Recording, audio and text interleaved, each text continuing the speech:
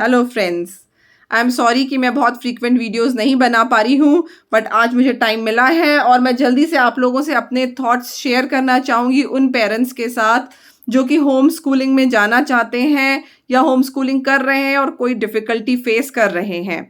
देखिए, home schooling में एक चीज़ हमेशा याद रखिएगा, जो स्कूल में होता है अगर एग्जैक्टली उसको आप कॉपी करना चाह रहे हैं तो उसी केस में कॉपी करिए जिसमें आपके बच्चे जो हैं जैसे डॉक्टर्स हैं या इंजीनियर्स हैं या मतलब उनको पढ़ाई में बेसिकली इंटरेस्ट है, तो उनको आप ये सारे सब्जेक्ट्स पढ़ाइए।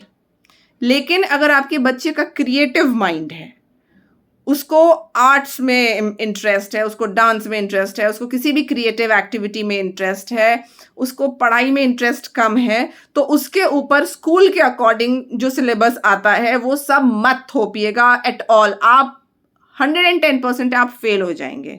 क्यों? क्योंकि जो बच्चे जिनका पढ़ाई में इंटरेस्ट कम होता है और वो स्कूल जाते हैं और उनके ऊपर इतना सिलेबस थोप दिया जाता है, वो भी लाइफ में सक्सेसफुल नहीं होते हैं। इसीलिए नहीं होते हैं कि उनकी हालत एक्चुअली उस कहावत जैसी है कि हम लोग कहते हैं ना, it's better to have one in hand than two in bush. तो वो क्या करते हैं, वो टू इन बुश के पीछे ही भागते रहते हैं और ना उनके हाथ में कुछ आता है और ना जो बुश में होता है वो उनको मिलता है। जो क्रिएटिव माइंड होता है उसको आप 3 भाषा सिखाइए। पहली चीज है इंग्लिश, हिंदी और तीसरी भाषा है मैथमेटिक्स। मैथमेटिक्स, हिंदी, इंग्लिश अगर आपने उसे अच्छे से समझाई है, अगर उसको थरली इंग्लिश आती है, आपको आती है थरली इंग्लिश, आपको आती है थरली हिंदी, अगर आपके आज पेट में दर्द होता है एंड आप एक होम रेमेडी करना चाहते हैं तो what you will do, you will Google it. अच्छा, आप गूगल कर लेंगे, उसके बाद मैं आपसे कहूंगी कि भाई मैडम आपने गूगल कर ली होम रेमेडी, काइंडली इसको राइट लिख दीजिए या ये रेसिपी लिख दीजिए, तो आप लिख देंगी ना। क्यों? क्योंकि आप पढ़े लिखे हैं, आपको इंग्लिश आती है, आपको हिंदी आती है, आप उसे लिख देंगे। क्या आपको स्कूल में याद करने की जरूरत पड़ी थी कि पेट में दर्द होता है तो कौन सी रेसिपी मुझे बनानी है, यूज करनी है? तो मैक्सिमम चीजों में, अब खेती में क्या होता है, वीडियो दिखा दो ना यार। जिस बच्चे को फालतू की चीजें लिखते रहने में इंटरेस्ट नहीं है, उसको इंग्लिश पढ़ाओ आप properly. English literature, English grammar, poems, everything, make a master of English.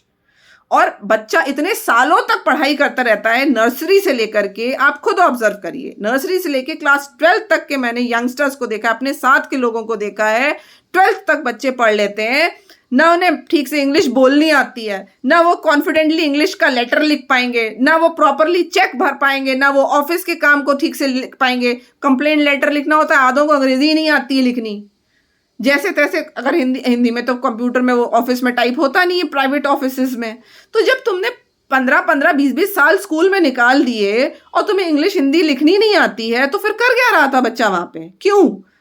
क्योंकि उसका इंटरेस्ट नहीं था। इसमें बच्चे की कोई गलती नहीं है, ये एनालाइज करने वालों की गलती है, पढ़ाने वालों की गलती है। भाई अगर राजा महाराजा जो थे उन्हें युद्ध कला में इंटरेस्ट ना होके पढ़ने में इंटरेस्ट होता, वो पोइट्री लिख लेते, वो सब कुछ आपको लिख के दे देते और उनका गला काट के उनका राज्य कोई और लेके चला जाता।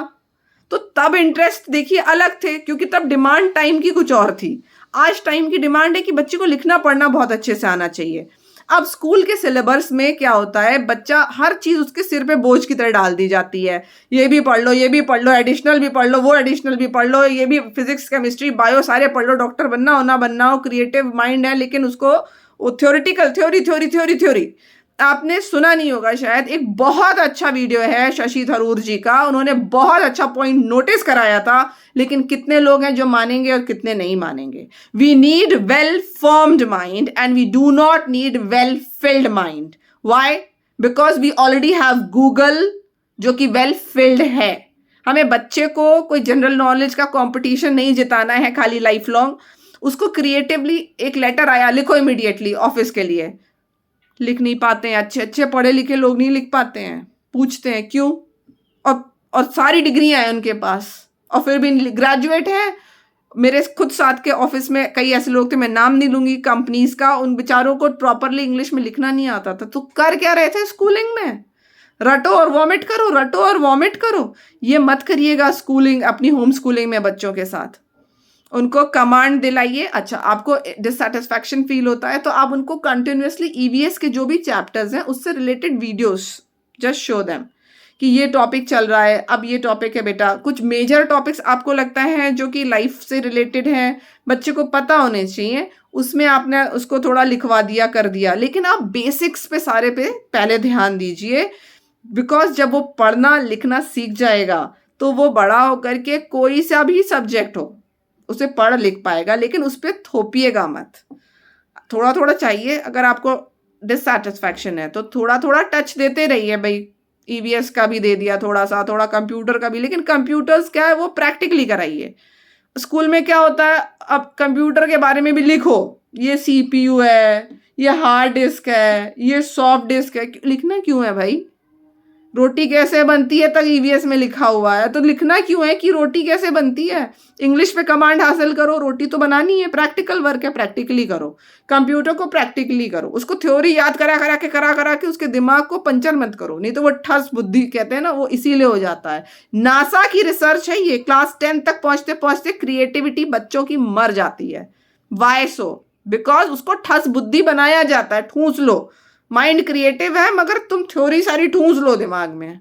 तो ये गलती मत करिएगा अगर आपने होम स्कूलिंग में अपने बच्चे को इसलिए पुल किया है कि वो टैलेंटेड है, क्रिएटिव है, स्मार्ट है, आउटस्पोकन है, इंजॉय करना चाहता है लाइफ को, इसलिए अगर आपने उसको पुल किया है होम स्कूलिंग में, तो ये सिलेबस उसके ऊपर थोपिए मत।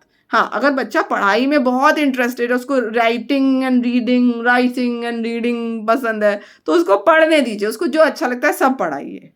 बट अदरवाइज दूसरे टाइप के बच्चों को स्कूल के हिसाब से डील कर करके आप भी पागल हो जाएंगे और बच्चे को भी परेशान करेंगे। So think broad. Hare Krishna.